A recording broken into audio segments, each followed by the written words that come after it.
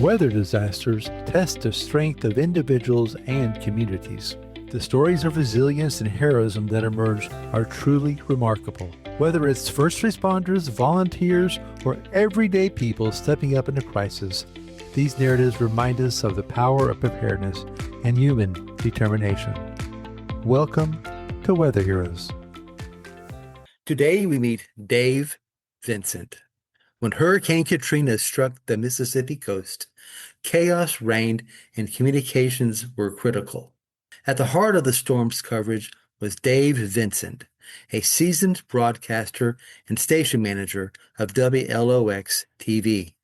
He delivered life-saving information to a community in crisis.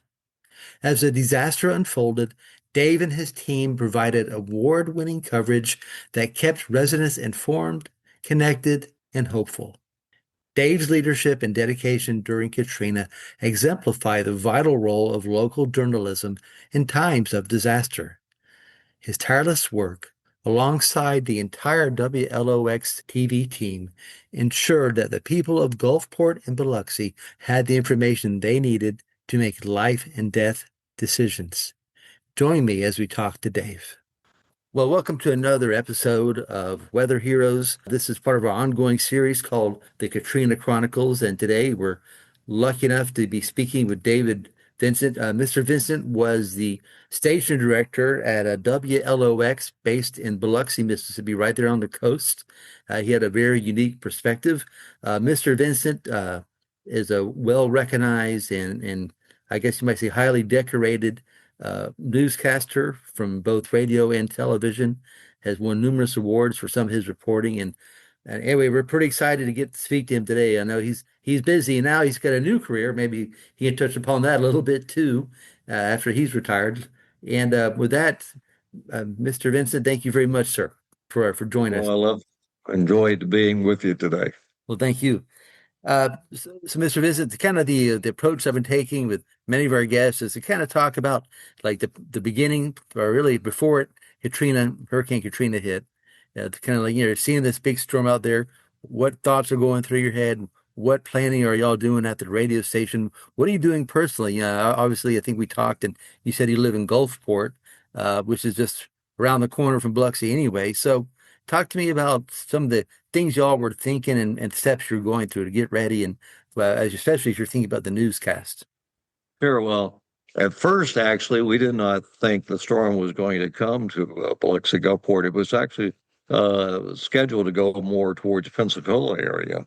And actually, the Friday before the storm, I was in New Orleans with some people we'd taken over to watch the taping of a Wheel of Fortune that was being taped nationally there in New Orleans. So I was there, and my boss called me while I was there at 3:30 in the afternoon and said, "Dave, listen, the storm has changed its projection, and they say now that we may be in the bullseye."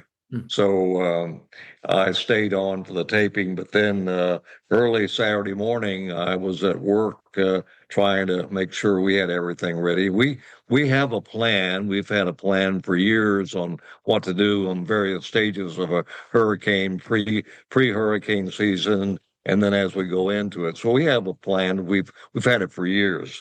And so that Saturday morning, we started getting ready, and then we have a lot of casinos here on the coast, and one of the concerns was it took I think it was late Saturday afternoon before they issued the order for the casinos actually to close down. And then I remember going home and trying to do a few things for myself that day. In fact, my wife had a flat tire that I had to change, I remember. And finally I got back to work and worked about 9 o'clock that night. And then Sunday morning, we got to work, and we started, after a few hours, started broadcasting maybe a half hour, 45 minutes out of the hour. And then by 10 o'clock that Sunday morning, we started broadcasting around the clock. And we did that then for the next 12 days as the storm approached, during the storm, and continued to do it. So it was quite a thing. We have 110 people at the station. and 50 people stayed at the station during the storm. Wow. So it takes a you need to have a backup for each person because a person works 12-hour shift and then they go and try to rest and then they come back and do it. So there were 50 of us there during the storm. One of the smartest things I did before the storm, I had hired a cook to come in. A man who owned a German restaurant in town, and he brought all of his food that he had, steaks and pork chops and whatever, from his freezer, and brought them to the station. And so we had food throughout the storm, which was pretty amazing because if we had not had that food, I don't know what we would have done for food because it wasn't available after the storm hit. So I may be getting ahead of myself, but anyway. No, definitely, definitely. So how did y'all keep the power running at the station? I'm assuming some We had generator? we had a big generator, Okay. and we went on generator power. I guess probably Sunday evening before the storm actually started knocking everything out. We went ahead and went on generator power, and so we never, when the power's out, we were able to still keep going. So people who had portable televisions or what could watch us throughout the storm. In fact, then finally, during the storm, um, our studio roof started going up and down. And so we finally evacuated out of the studio during the height of the storm into a little kind of a hallway, which we thought was more fortified. And we had one camera and we had one computer that had the radar up, and we were able to talk to people about that when the storm was at its very height while it was going on. So, Wow. Wow. So that's got to be pretty amazing. You're in this fairly secure building and the roof's going all over, the wind's howling. I mean, did y'all have any idea it was going to be as bad as it was? no, I don't think anybody knew it was going to be. I mean, we knew it was going to be bad, but we had gone through Elena, Frederick, several hurricanes at that time. And one thing about WLOX, they were destroyed in Camille. They were down on the beach in more downtown Biloxi. And one thing they wanted to do after Camille was try to move somewhere north of the railroad tracks, which is sort of a barrier to keep some water from coming in because they were destroyed by water during Camille. And so that was a smart move that the station made. So the water came about halfway up from the Gulf of Mexico to where our station was located, but we were protected by that railroad barrier. Yeah, I've heard that about that railroad barrier a few times now. That was a good good location for that, for sure. Yeah, and it's actually one of the high, I think it's 25, 26 feet, so it was one of the highest spots there in Biloxi. So we were okay there. Yeah. It's just the wind we had to worry about, which was pretty bad. Yeah, yeah, definitely. So I guess at some point the storm's complete, and y'all are, I guess, are you sending reporters out, or how are you doing this reporting at this point? Well, we reported throughout the storm, starting, Saturday and Sunday. And then at the very height of the storm, we brought all of our reporters in because we didn't want anybody to get hurt. And then about, 3 or 4 o'clock in the afternoon, we started going out. But you have to realize our whole building where all reporters and everything was destroyed. Yeah. And so we had to grab all the equipment we could and try to keep it from the rain. And so what we had to do as soon as the storm was over, we went out and started shooting video, but we couldn't edit video because right after the storm, we just didn't have anything hooked up to be able to edit.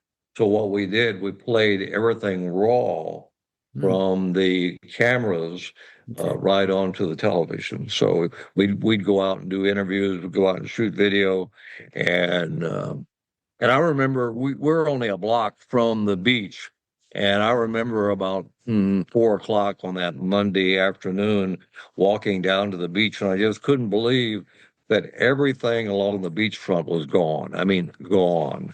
And I mean, everywhere you looked on the beachfront, there was nothing left, and that was quite a sight. And I have one story about one of our employees was supposed to come to work early on Monday morning, Mhm. and she lived about maybe 5 minutes from the station, and she lived south of the railroad track, and she was going to come to work about 7 or 8.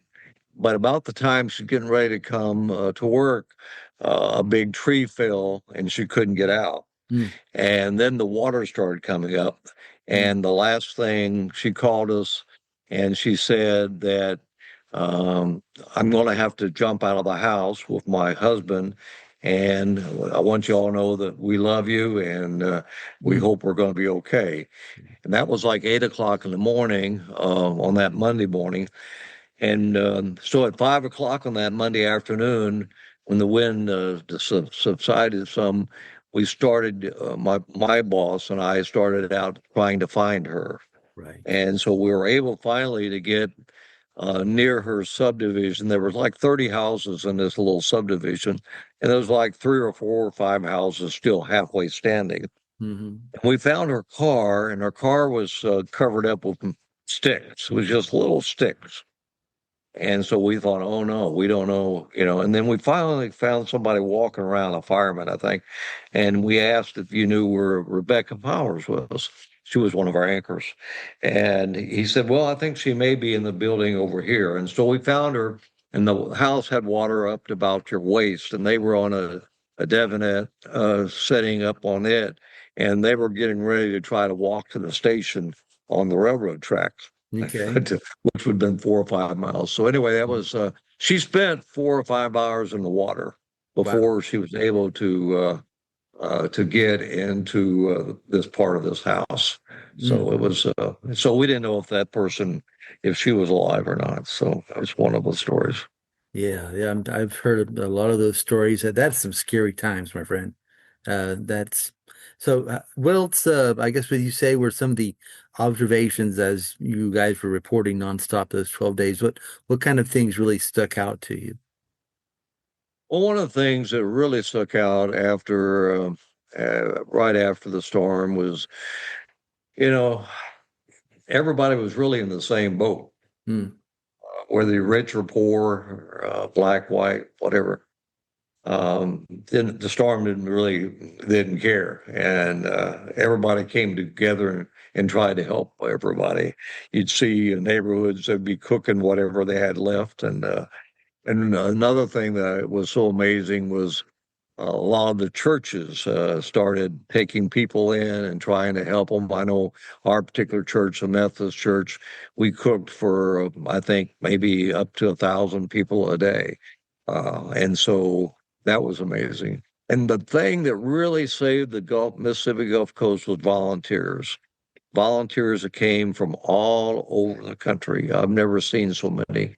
I remember the Baptist church out of, I think, North Carolina, if I'm not mistaken. And they were here and cooked for people. And it was just amazing. I always thought a book should have been written that how God saved the coast, because if it hadn't been for those volunteers, the Yeah. coast would not have recovered as much as we did in those first days after the storm. Yeah. Wow. I mean, yeah, I've heard some amazing stories, and then I thought about y'all reporting and the challenges to reporting. Like, obviously, cell phones didn't work, gas was hard to get a hold of. How are y'all, I guess, overcoming those challenges to get the stories in? Well,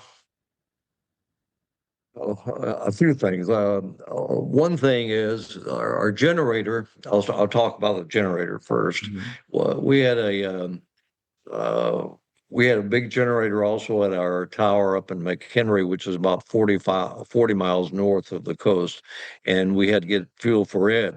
And so we had made an arrangement through one of our sister stations to bring a tanker truck in, and it was confiscated.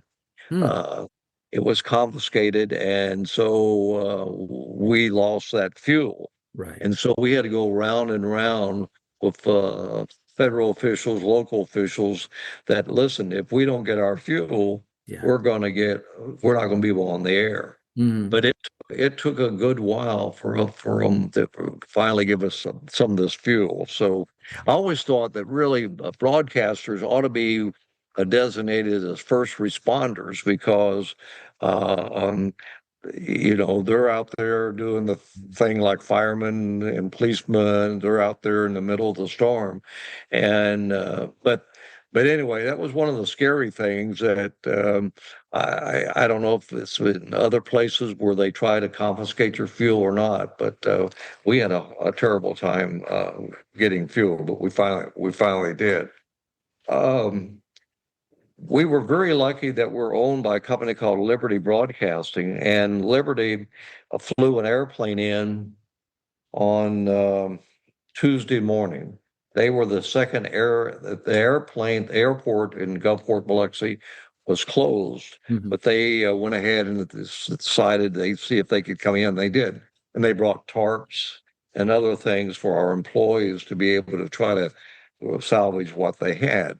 And then every day they would fly in supplies for us.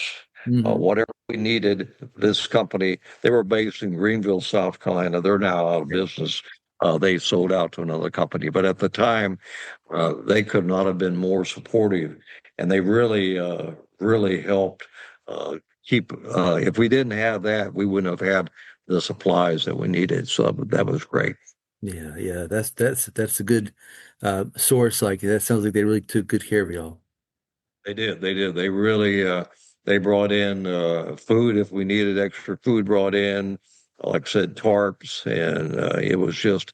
Oh, and also another thing they really did is that we had a reporting staff, fairly good size, but after so many days, you get worn down. Yeah. So they would fly in each week, 7 or 8 different photographers, reporters, Okay. and they brought them in, and they augmented our staff.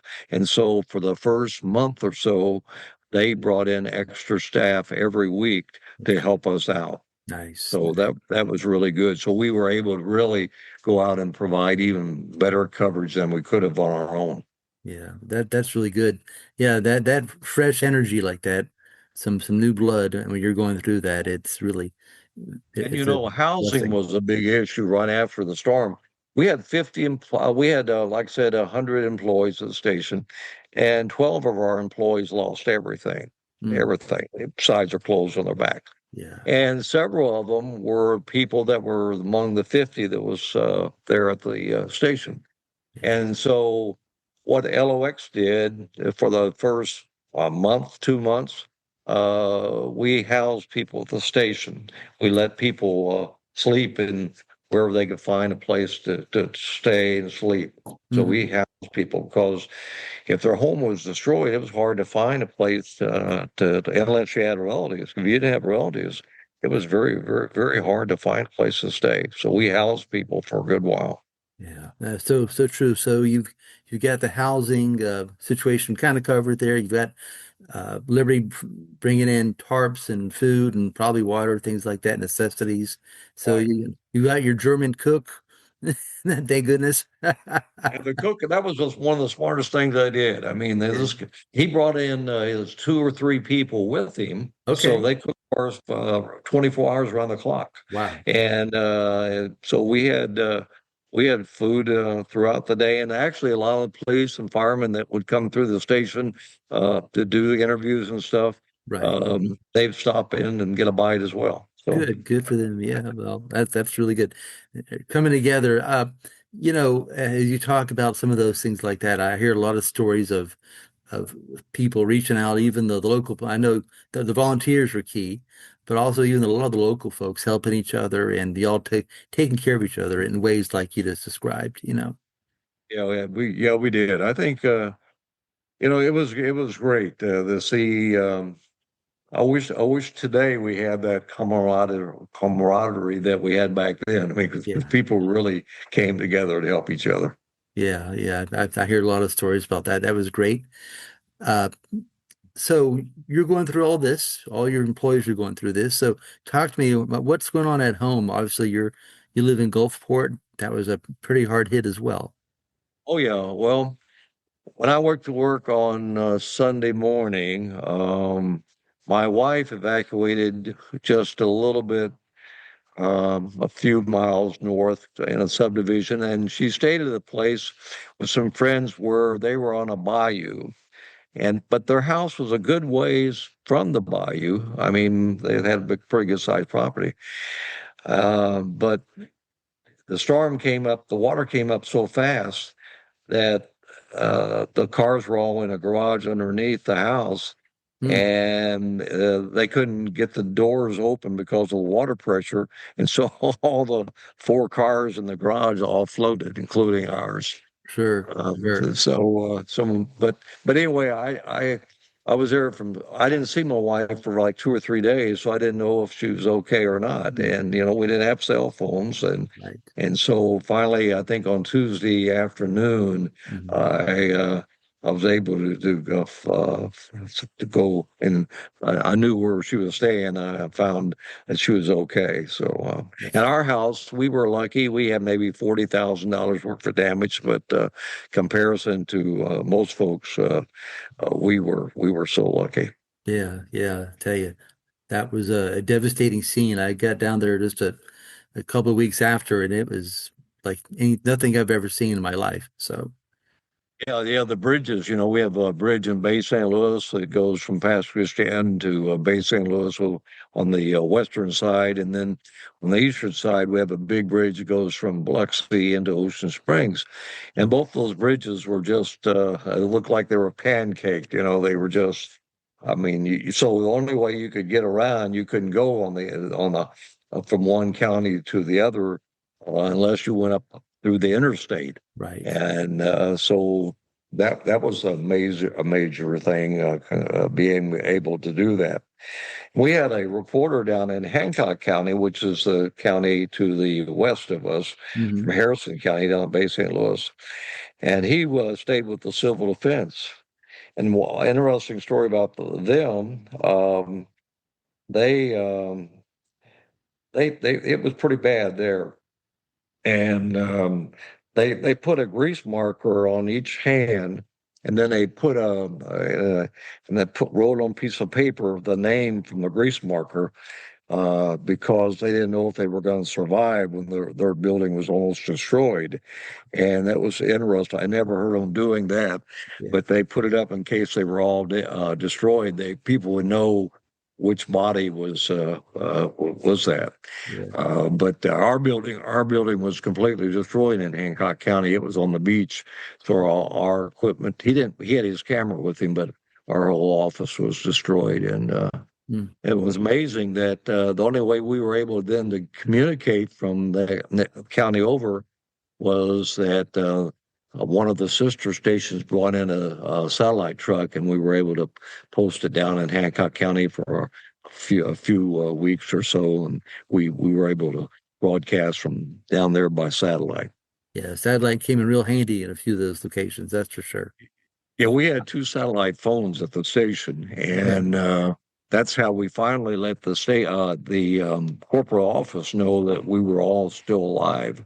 We were able about 4 o'clock on that Monday afternoon call somebody and tell them that we had survived. So, and one thing was really scary that happened.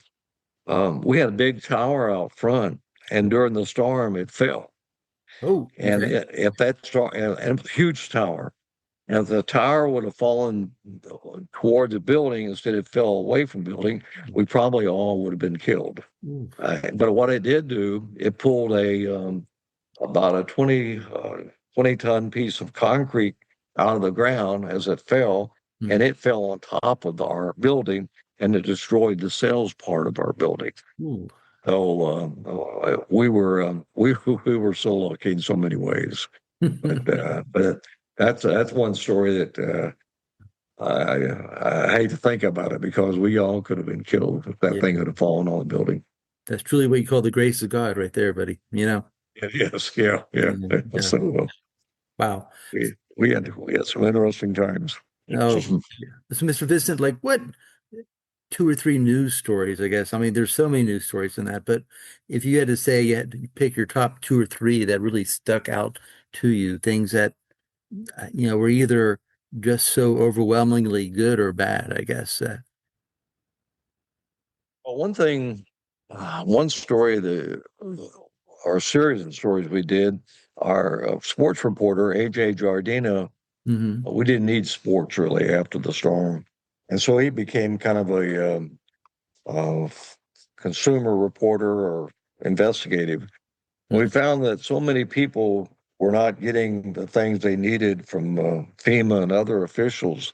Hmm. And he took that on and he was able to help so many people Good. get things they needed. In fact, sometimes FEMA officials would say, "AJ, listen, if you won't report on this, we'll make sure we get this done today." And also, Senator Trent Lott's office. I was over at their office a few months after the storm, and they said that, if we couldn't get the problem solved ourselves, we would tell them to call AJ Jardina, that he probably could get it solved. So taking on the role of a watchdog, I Hmm. think was really one of the greatest things that we did. It was Good.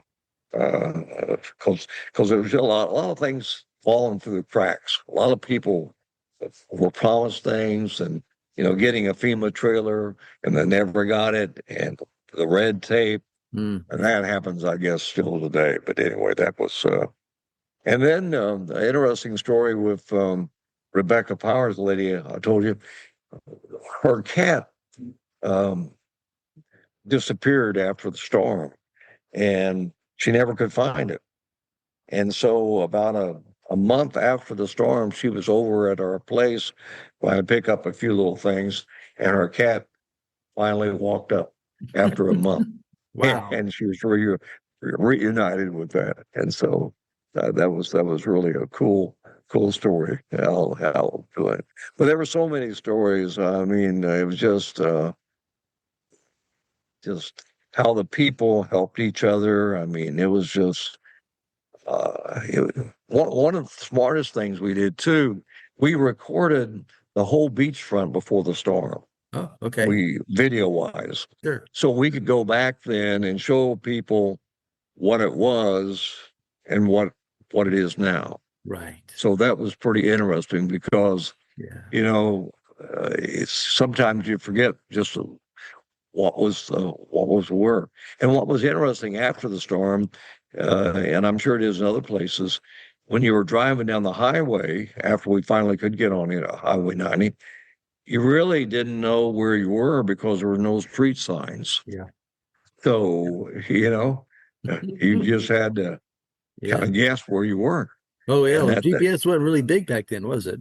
So, yeah, yeah. So yeah. that was amazing, Okay. amazing. So, Wow. Yeah. and That's, one mhm. thing that a man did here on the coast, he did an oral history.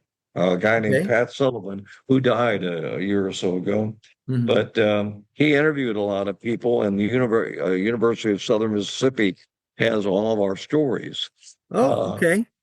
and that might be something you might want to look into sometime Definitely. about Katrina, because he calls it the Hurricane Katrina Oral History Project.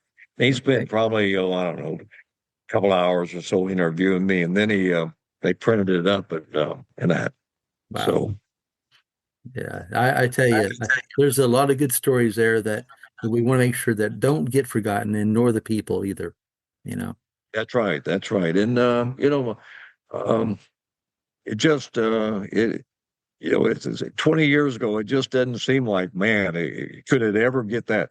Could something be worse than that? I'd hate to think that there's a storm worse than Katrina. Yeah. I wouldn't want Mm. to. I wouldn't want to be around. I don't think. Uh, Yeah. I worked every hurricane for about 40 years on the coast, and so Sure.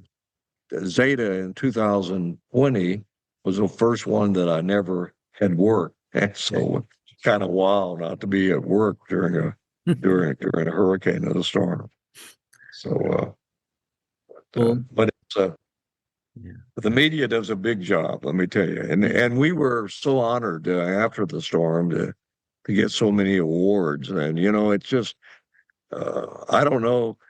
At the time, I don't know that we thought we could do what we did, but we were just out there every day Yeah. doing our job and trying to do the best we could. Because, like I said in the interviews before people, all of our reporters were mostly local folks, and so they knew somebody from school, had kids in school, or from church.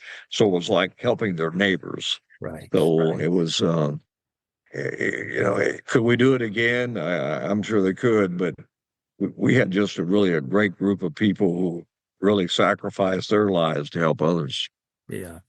Yeah. Folks don't really realize the energy that goes into that, especially when you've been personally impacted and you're trying to do that type of job, and it's tiring already, and you've got a lot of things on your mind. And so that's kind of why I call this weather heroes, because of the folks like that are doing that type of work, fulfilling those challenges and keeping those promises, really. Yeah, yeah, that's so true. So true.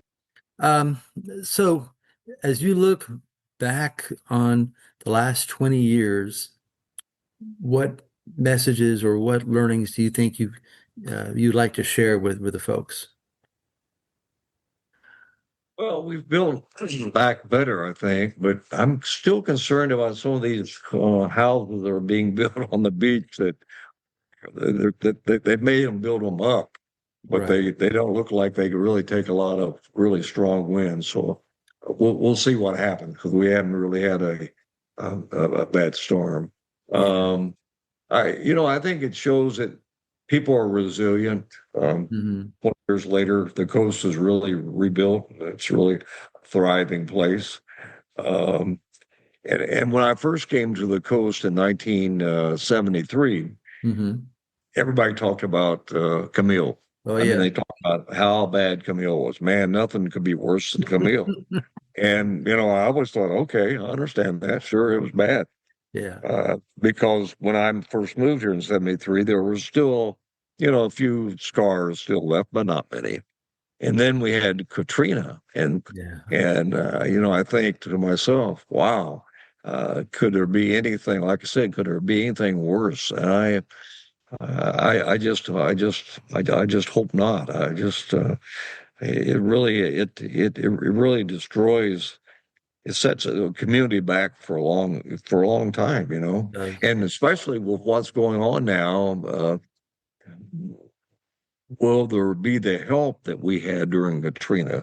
If we hadn't had the federal government to come in Right. and do a lot of things, I'm not sure the state of Mississippi, as a poor state, would really have the resources to do it. So I Yeah. know they're thinking about doing away with a lot of these agencies, but I'm not so sure.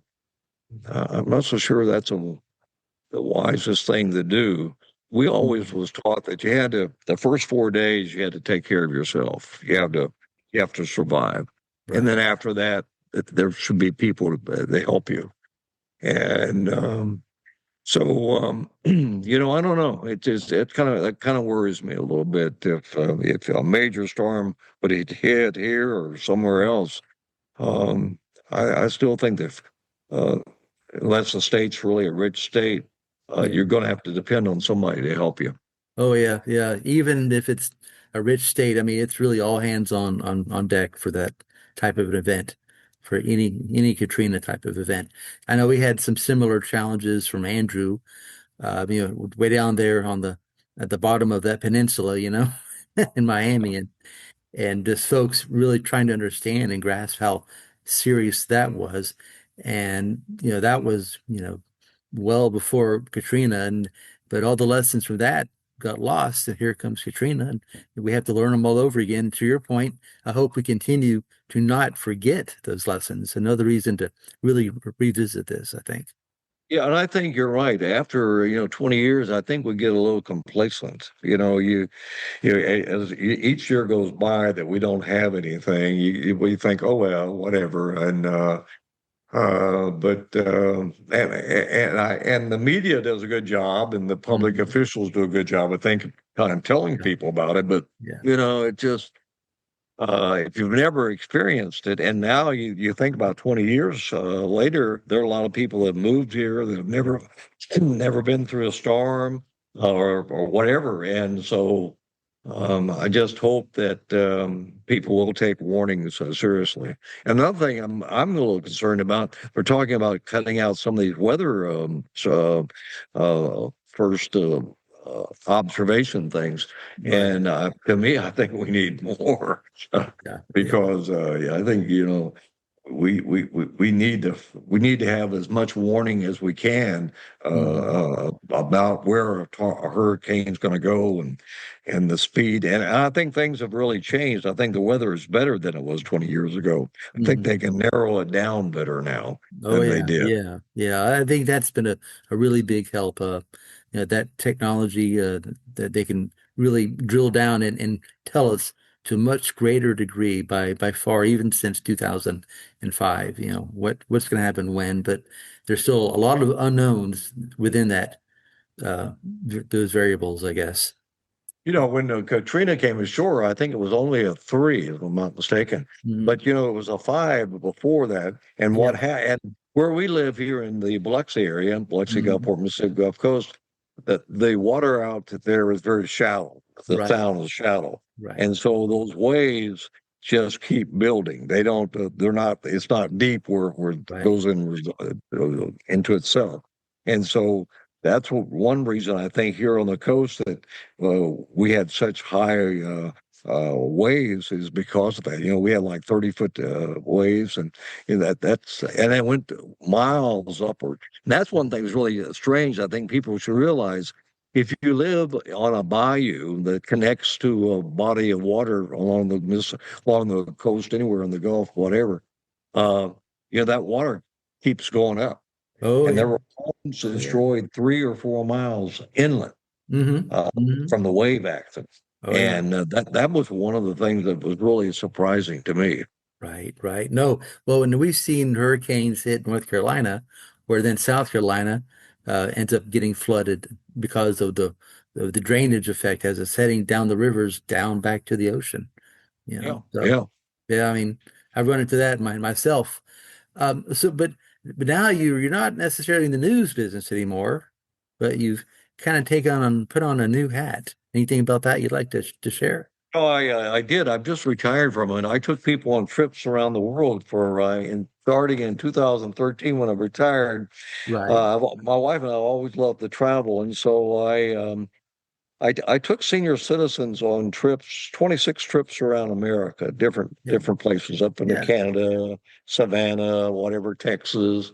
And then Hmm. I've taken people like to Cuba, to China, to Norway, Hmm. to Europe several times. So anyway, we've done quite a bit of traveling around the world. And I love seeing new places, Yeah.